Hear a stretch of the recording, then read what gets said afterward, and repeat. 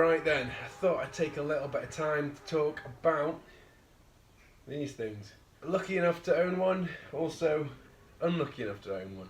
There's definitely pros and cons to these cars, so I wanted to take a little bit of time to go into them and then go into kind of the car versus bike engine packages you can go for. So, first off, yeah, let's start with the pros. Start on the good things. There are definitely some absolutely stunning aspects to these cars. The main one has to be cost. The cost to buy them can be pretty hectic. The cost to build one even more so.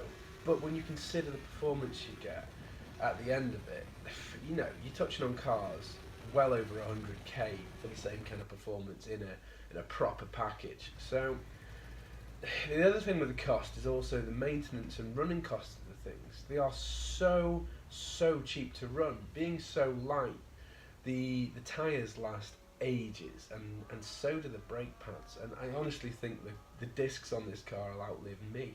So, and it's a big deal that for me, because I try and do so many track days. You know, the maintenance and running costs and the consumables of something like a BMW M3 would cripple me. There's no way I could do what I do in something like that, and it would really affect that. Another pro to these cars has to be the driving experience. It is absolute theatre. It's just full on, and strapping yourself into a normal kind of saloon car will not give you the same kind of experience, in my opinion. Strapping yourself into this thing a few inches off the floor, no windscreen, no real protection from the elements, is just full on, especially now with the bike engine package. It's just dreamy. 13,000 RPM, sequential shift, and I've got a slipper clutch, so on your downshifts it will actually do all the throttle matching for me. I know that sounds weak. I love heel and toe, I really do, but in this thing, anything over 8/10 driving, I ain't got time. The braking zones have become that short, especially with the chunky Formula Renault slicks on. Even people that kind of say, oh, that car, it's really nimble, it feels really light. They've managed to, you know, disguise its weight, they've managed to mask its weight. Well, there's no need to mask any weight in this, because there's bloody nothing, you know. This is genuinely under 500 kilograms, this car with the bike engine in now. And with the Z-Tech engine, it was about 585, so both very light. And yeah, the only thing I would say is they're not a beginner driving tool. You know, there's aspects to them that are difficult to kind of master, and starting off, you know, like I did with the front wheel drive track cars, moving on to the slower rear wheel drive track cars like the MX-5s and the E36 325 and stuff like that. Then I moved on to the Z-Tech engine in this. Fantastic chassis, but all said and done, it had a little weedy Z-Tech engine in it. So it made me concentrate on the drive, you know, the corner speed, the braking zones, because before that I had a girlfriend YAB powered Westfield, and that was just too powerful to learn anything. You know, the only thing I did learn is when you spin off in the wet in your friend's £35,000 Westfield, you bloody hope to God he doesn't impact anything. So going for this car was definitely the right way forward. Moving on from that, it may not be a beginner's track toy, but it certainly is a beginner level car to work on. They are so simple to work on. We do everything pretty much to these, apart from a lot of the major fab work and stuff, because they are a dream to work on. And jobs with the other cars, like the MX-5, can take me all day, whereas it's a 10-minute job in this. So that is a big pro. And it's a good job that's a big pro, because I'm going to move on to the cons now. You're going to be working on them a lot, so it's a good job they are damn easy to work on. They are a fantastic tool, but they will try and rip themselves apart. Try not to be too put off by all the bangs and shit. It sounds like it's falling apart. But it's not. No, it is. You just have to make sure you put it back together when you get home again. So, massively keen on spanner checking the car, paint pen all the bolts so you can see if anything's moved. And it's not only the bolts, you know, there's a lot of vibration in this car. The engine's solidly mounted, so things do rattle loose, so you do have to keep on top of that. And more than that, you have to be checking the chassis structurally. You have to check the welds as a thing. You know, you can't get away with not. It saved me a few times doing so. I've had the front wishbone pickup points actually start to just peel away a little bit. So they were triangulated and strengthened, and nothing ever came of it. Luckily, because it easily could have. I know people that have had some horrific crashes in these things, and this now takes me on to the other point, the other con. Safety. And I'll try and be brief with this, because we all know the risks. Stephen Riley's crash, for instance, at Mallory, when a wishbone failed, that was a hellish one, and I remember watching that and genuinely thinking, do I sell this thing? Because it is a genuine fear factor. Another con is pretty damn obvious, actually. The con has to be the weather, right? And I know that people will say, oh, Luke, just crack on. I will admit, I bloody love driving these things in the wet. They are so freaking capable in the wet, and they're surprising. But you still get wet. and places like Kerbera and Cadwell, they just don't have pit garages to use. So it's all very well driving in the wet.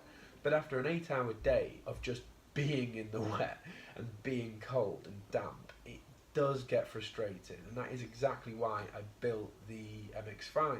Because during the winter months, these just aren't pleasurable to use. So you've got to think you've got a window of the year to use these things, unless you're hardcore.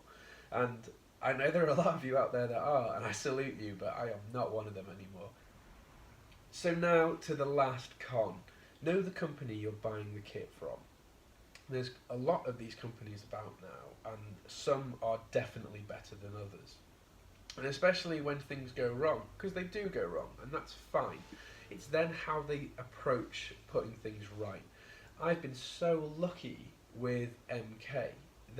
When I unfortunately had a little off in this car early in the year, and they did everything they could to put it right for me so fast. I crashed the car on a Saturday.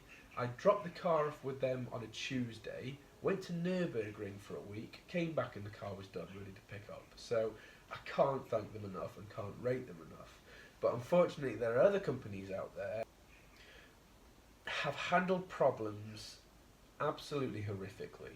So, and it's not like you're buying a Ford Fiesta where there's a Ford dealership in every town up and down the country. There just isn't. You're dealing with very, very small companies here. So it's very important that you know the company you're dealing with and have a good relationship with them. Because, as I found out earlier in the year, it pays off so well. So I hope I've covered most key things in this part of the vid. If there's any questions, please do leave comments. And again, this is only my opinion, so if you have any conflicting views, please do share on the comments, because people will hopefully read them. Right, now time to talk about the whole bike versus car package thing. To put simply, it all depends on application. If you're thinking of using these things for a lot of road use, I'd really steer you towards the car engine package.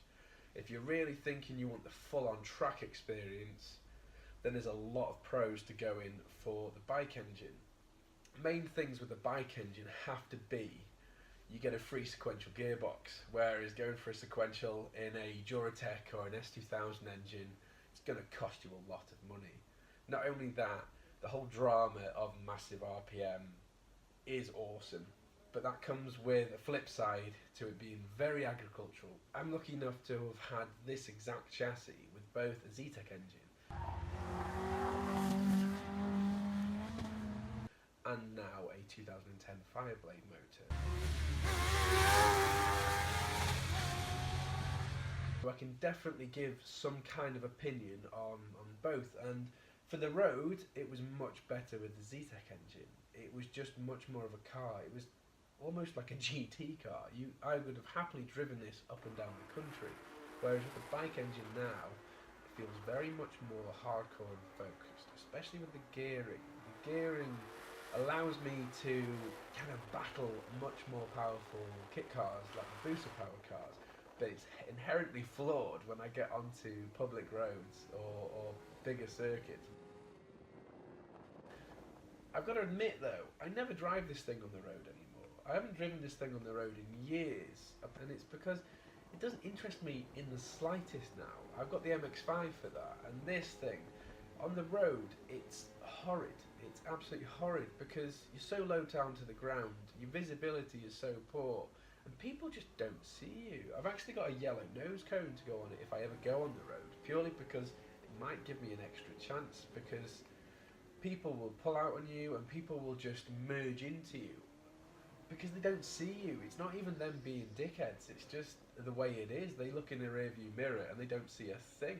You see, it's hard for me to say that the car engines are more reliable than the bike engines because I had nothing but problems with my Z-Tech engine.